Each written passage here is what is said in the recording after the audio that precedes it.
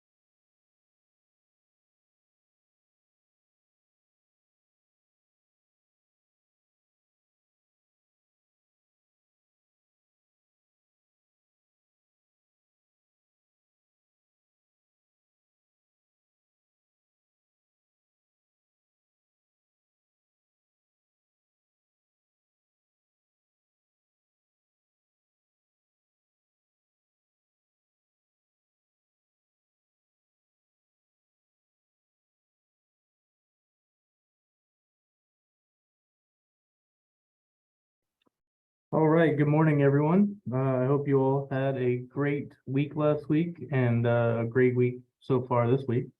Saw some really good numbers from your shops. So I just want to remind everybody, I mean, I know that some of you have just opened, some of you have been open for a little while now. December is our slower month. This January and February are the 3 months out of the year that generally we're pretty slow. We'll start seeing numbers pick back up as far as car count in March and then April. So the numbers that you're seeing now are really good, and then hopefully we can transition that into the springtime, the summertime, and the fall time of this year. And we can start seeing even more growth throughout the shop as it starts to get warmer. People start, getting in their cars more and driving and going on trips and so on and so forth. So first thing I want to talk about today is the ad spend. So per the franchise agreement, it is a 2.5% of your sales. So that means if you guys are doing $20,000 a month, your ad spend should be around $500 a month in your ad spend. I know most of you guys are doing a little bit more than that right now, but it seems like, oh, sorry about that. It seems like most of you guys are staying within that guideline, even doing more. But it's just something I wanted to bring up to everybody is about the ad spend. trying to keep that in line with what the franchise agreement says. So it's not auditable, but if it comes to the point where it's like, hey, you're not, you're not getting a lot of traction on social media, you're not doing a whole lot of, guerrilla marketing or print marketing, and your numbers are kind of trailing off. That's something that I do look at just to see where that money's going and what type of marketing you're doing. So let's see. Something that I want to start implementing for this year is I want to start doing a top 3 franchisees of the month, and kind of spotlight you guys and showcase you. It's not to make any other franchisees that aren't doing, better than you, or not in that top 3 spot to make them feel like they're not doing well. I think that the franchisees that are doing well, though, will have that top 3, and then that's something that you guys can shoot for as a goal. I know that you guys probably have personal goals that you have, but being able to say, man, I really want to be in that top 3 spot, or this, that, and the other, it's something else that you guys can kind of get into, and then maybe we'll do something for quarters. So maybe you're the number 1 franchisee for that quarter or in second quarter, and so on and so forth. But it's something that I would like to do. We're not going to be releasing everybody's numbers or anything like that. It's just going to say, hey, this is what, this is the top 3 of franchisees for that month. And then we'll do probably a quarterly franchise, something plaque or something like that. I also wanted to let you guys know that I am willing to have calls with your managers if you'd like. I know that some of you guys are absentee owners or semi-absentee, and sometimes when you guys are talking to your managers and then coming back to us and so on and so forth, it might be a little bit of a game of telephone. So if you guys want to, I'm open to you guys reaching out for your managers, or your managers reaching out to me, so we can schedule an operations call. It might be bi-weekly or maybe once a month or something like that, but just some things that they have seen, that maybe you guys haven't seen, or so on and so forth, just from being in the shop. And we can offer support that way as well, and be able to, help you grow your numbers, or the flow of the shop even better.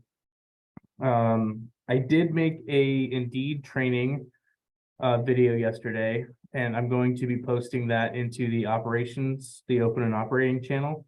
So anybody that needs to use that, you can. Facebook is going to be going away from the jobs at the end of February. So we want to make sure that we're getting ahead of that, and we can kind of do a smooth transition if you guys haven't transitioned over already.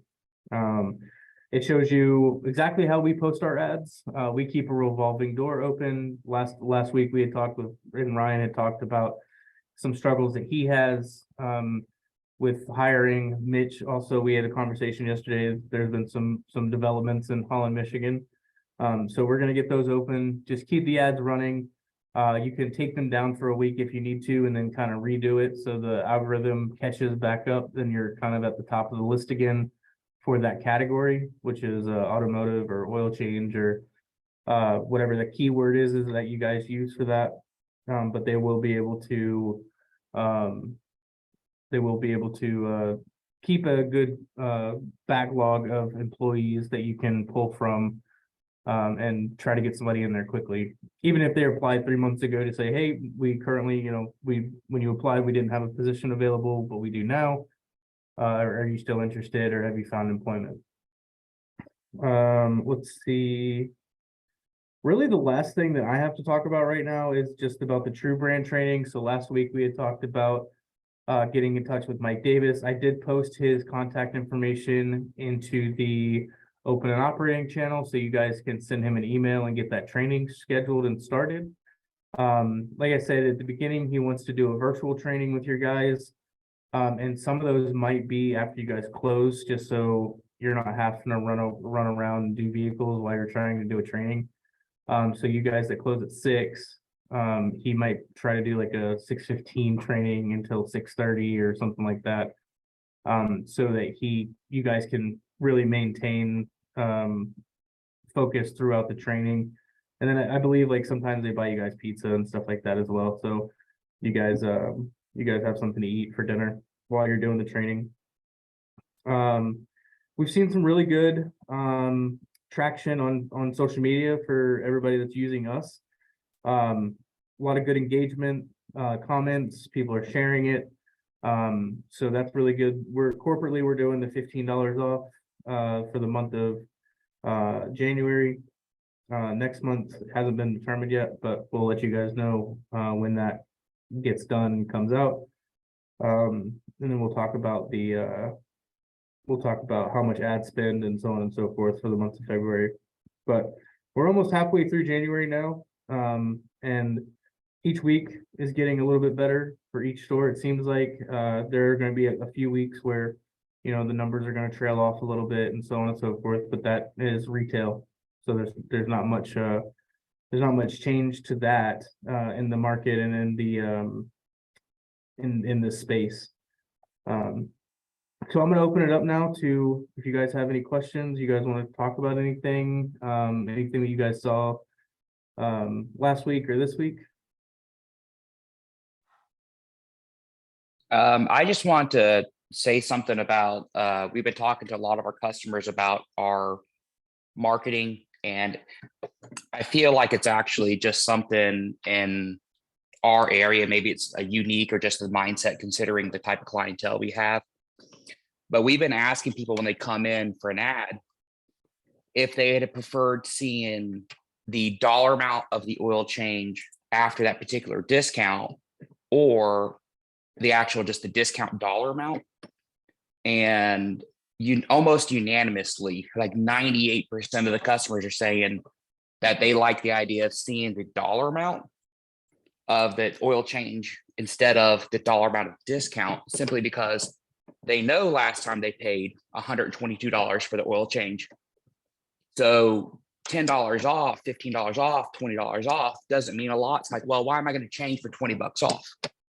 But when they see that it's, $24.95 for a regular oil change, they prompts them to think about a little more. Hey, that's a huge difference. Or if they see, $64.95 for the synthetic, it's like, wow, that's a huge price difference. Now, granted, that $122 they paid of Valvoline probably included the other 3 quarts and the specialty canister filter, but they are responding a lot more to the dollar amount versus the dollar amount of the oil change versus the discount dollar. And I feel that. Sorry, go ahead. Oh yeah. So basically, let's compare 2 potential ads. One says synthetic oil change for $64.95, which is $20 off our $84.95, versus $20 off an oil change. They prefer to see that $64.95 because they're comparing it to what they actually paid last time. They know they paid $100 and something. Right. So you're talking about people that have already come in and they've already gotten an oil change. Yeah, they've come in from an ad, and we ask them, hey, if we had posted this ad and said this instead of that, whatever, the opposite of what they said, or opposite of whatever came in, they're saying that they would have preferred or did prefer the fact that it said the exact or the dollar amount of the oil change versus the dollar amount for the discount. So instead of saying $20 off, they want to see that $64.95. Right. No, and I understand that. Now, thinking about this from a consumer, that's fine. Like, because they have the view of the consumer, right? We have to have the view of the marketer or the owner of the business. So, and the reason that we do it the way that we do it, and Costa's made videos on this, but it's about the engagement. So every dollar that you put into your Facebook ad or your Instagram ad and so on and so forth, you want people to comment. Just like how Costa said, for the 4th of July, we put a sparkler on it. People are on the image and they're like, oh, people are welding your drain plug closed. That engagement on the post will give you free organic exposure later on to people that have never given you a chance. right? So Oh people yeah, that haven't came yeah. in. So the reason that we do the $15 off is because we want them to comment how much is it with the discount. Is that for all oil changes? Is that for this? Is that for that? Is that including this? The more comments you get on the page, the more interaction you get on your page and on your post and all of that, the more Facebook puts it in front of people for free. Oh So we yeah, want them to do the work. yeah, definitely understand that. I honestly feel for me, considering that I have two very distinct, I say distinct, I have the clients that want to see that, I have the clients that want to see the other thing. Now, this is just something we just started asking. So I feel, to me, it's worth posting both. I mean, basically in the end, it's the same dollar amount. So some people that just want to see a price, they see the price. The people that see the dollar amount discount and ask the questions, they're going to ask the questions. I'd rather double down and give basically the exact same advertising, two different wording than, because if they see one ad and then they see the other and then they question it in the comment, same, I think serves as very similar purpose, I should say. And I've had people say they saw a dollar amount discount and they didn't think it was worth it. Then they saw the dollar price for the oil change, and that's what prompted them to come in, was that. So we have had a few people actually mention that very specific comment. Right. So And I understand that. I think posting two, this is just my advice, is that I think posting two ads with two different sayings on it might confuse people. It brings me back to something that I saw a long time ago with there was a guy stuck in the desert and there was one sign that says water 1.5 miles this way, and it said water 2 kilometers this way. And everybody went the 1.5 miles, even though the 2 kilometers is shorter. And it just might confuse people. Yeah, you could do that too. I just don't think running them at the same time would be, I personally think it would confuse people. We don't do that on the corporate level, so I can't really say yes or no on that. But if that's something that you would like to try, you definitely can.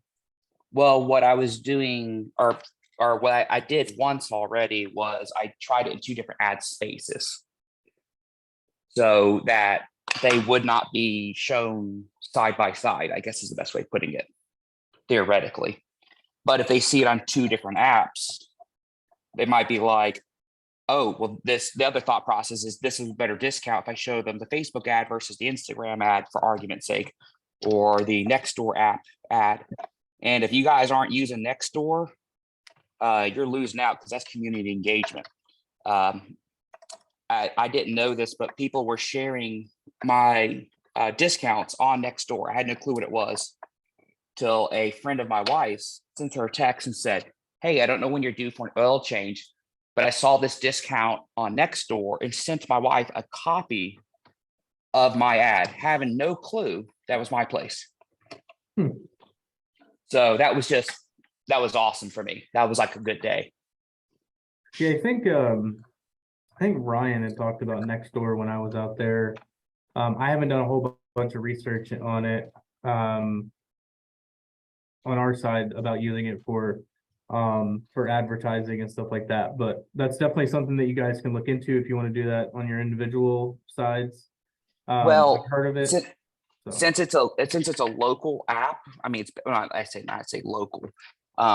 It's more about the community. So what I'm posting in mine is small business, locally owned, long-term Fayette County resident. I'm hamming up the whole community aspect of it. Yeah, no, that's a great idea. I think obviously engaging with the community and customer services is what we're all about. So that's a great idea. Brian, I see that you have your hand up. Yeah, I was just gonna ask, I saw, and I think Ralph just mentioned it, the $25 price point. I just wanted to, maybe you could talk a little about the strategy for that, because when I saw that, I was surprised, right? Because it was I haven't really seen that anybody offering that other than trying, the full body auto shops. I think they come close to that. But how I guess talking about strategy about that, obviously it's about driving engagement and visits, but is that just kind of a volume play? Is that kind of I'm trying to figure out as I get launched, or is something like that just about trying to get pure volume of cars?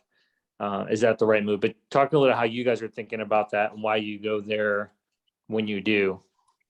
Yeah, so we use the super aggressive discounts for stores that are new to our area. So $25 oil changes is about getting the customer in the door to experience the service.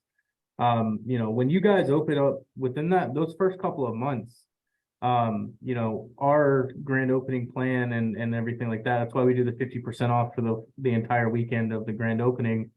And then after that, for the rest of the month, do like a really aggressive discount is because, it's not about making the money in the beginning. That will come once you have your customers built up.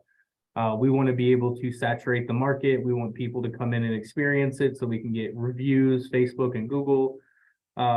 We can, word of mouth obviously is very big, especially in your local markets. But yeah, so that's our strategy behind it. And we'll do that for almost 4 months at the beginning. And then every month after that, the more your car count goes up, the more you can kind of take away at how aggressive your discounts are. But in the beginning, it's going to be, $25 oil changes or, $35 oil changes, whatever the case may be. We do have some franchisees that are at the $84.95 and $44.95 mark. So they've upped their prices $5 just to kind of hedge a little bit of that discounting that they're going to get. And we're still cheaper than the competition nearby. So you guys can definitely do that as well. But that's 100% why we do it. We just want to get customers in the door. We want them to experience the service. We want them to get to know who Costa Oil is and what we do, and start taking the market share away from all the big players in the area. Yeah, and I think it's true. And I guess really then what goes my is like, what's that percentage increase in volume, right? Versus going just kind of being a competitive price point. Because right, it's all about hitting a monthly nut, especially to your points. Like, how do you get trial and hit your nut? You get close to hitting your monthly nut. So, do you have any data behind that saying, hey, when you do that, we have 50% more volume that month? I mean, anything around that? Yeah, so we actually did do a survey, kind of, I guess. There is analytical data behind it, and I'll get with you on that offline. We'll talk about that. Okay, cool. And Ralph, just by the way, I agree with you on that app. I'm actually about to start doing some of that because it is your local community. I mean, so I think that's a great. I mean, right? You can target on Facebook, but this is like literally your people that are in your close proximity. So I think that's a smart play. Yeah, and if you guys are using any third-party apps like that, like Neighbor, I can't remember, Nextdoor, that's what it's called, right? Nextdoor, yep. Yeah, Nextdoor. You guys can put that on your Facebook page too. If you guys make an ad, put the Nextdoor, symbol next to it, follow us on Nextdoor, or look for, if you guys wanted to, another thing that I just thought about, do a special discount on Nextdoor. So people that see that, it's not like everybody's gonna get it, but maybe an extra, $5 off, or maybe an extra $2 off, something like that, just for them using that. And it's kind of like a little hidden coupon. It's not really hidden, but if they take the time to look on Nextdoor and they see you in the community and so on and so forth, they'll get maybe an extra percentage off or an extra dollar amount off. That's what I do as well. That's what I'm doing with my Nextdoor app. It's this is a discount specifically for Nextdoor. And I got a cute little thing that says, make sure you show this to John. It's got a picture of John and Danny, and it's an arrow pointing to John. Kind of like the local ad that was asked for the Wolfman. I don't know if anyone else knows that one. It was a local ad for a furniture store, like everybody knows. And so people are commenting or referring to it, and I'm like, well, if we don't ask for John, can we ask for the Wolfman? Because they know it. So I'm just leveraging, my knowledge and years of experience in this area. Yeah, and it's always a great, being able to use whatever knowledge you have, is definitely gonna help you out with your community, so. All right, awesome. Well, if I have a hard stop at 10:30 today, but if anybody has any more questions, if you're not on Slack yet, please jump on Slack. And shoot us the questions that you have there. And then we'll be back with you. Next week we have Discovery Day on Thursday, but I'll still jump on and we'll do this. We'll have our normal call then. If you guys have anything for the week, let me know, and we'll talk to you next week.